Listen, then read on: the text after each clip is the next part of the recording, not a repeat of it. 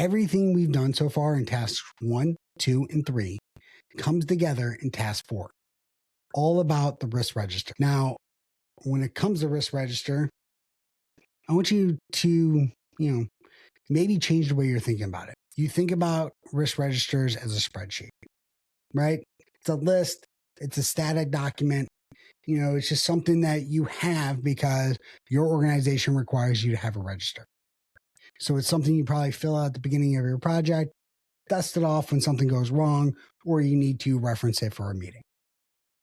That is not what I or PMI mean by a risk register. Risk registers are a living document that you need to use throughout your projects. It's a database that is always current.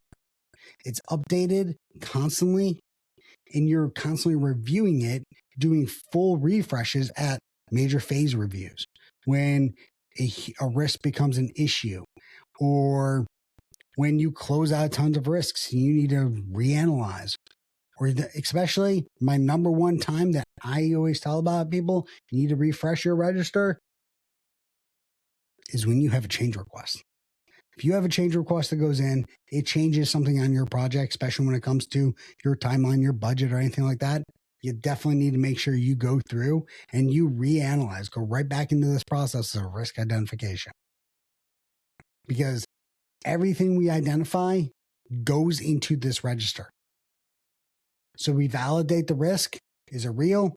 Is it actually relevant to the project? That's what we're doing through this identification process. And then we put it in a register. We make sure that every risk that we identify is in there. From there, when we get into analysis, now we're going to go through and we're going to start determining the rack and stack. Right? That's when we go into this probability and impact assessment that I'm sure you're pretty aware of. But what we do is we take our risks, classify them as threats and opportunities. We put them in the register. And it's just a list of risks. And that's what we're focused on here in this domain with risk identification. And risk analysis is when we take that list and we start rack and stacking. So therefore, we know what our top 5, our top 10 risks actually are. Here, all we're focusing on is identifying the risks, putting them in a register, and giving them identified risks and triggers. So remember, we document our risk triggers. Now we're making sure the risk triggers are in the register. We're putting those attributes like probability and impact. Again, we're putting those in there, but we're not doing the full analysis yet. We establish the risk origin and ownership. Is this an internal? Is this external?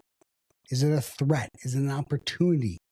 Every risk in your register needs to be labeled with this information. So, yeah, that right there is tasks 1 through 4. That right there, 1 through 4, they are what we consider domain 2 of the pmi-rmp when it comes to risk identification. It's not overly complicated, not as complicated as what some people put it out there to be.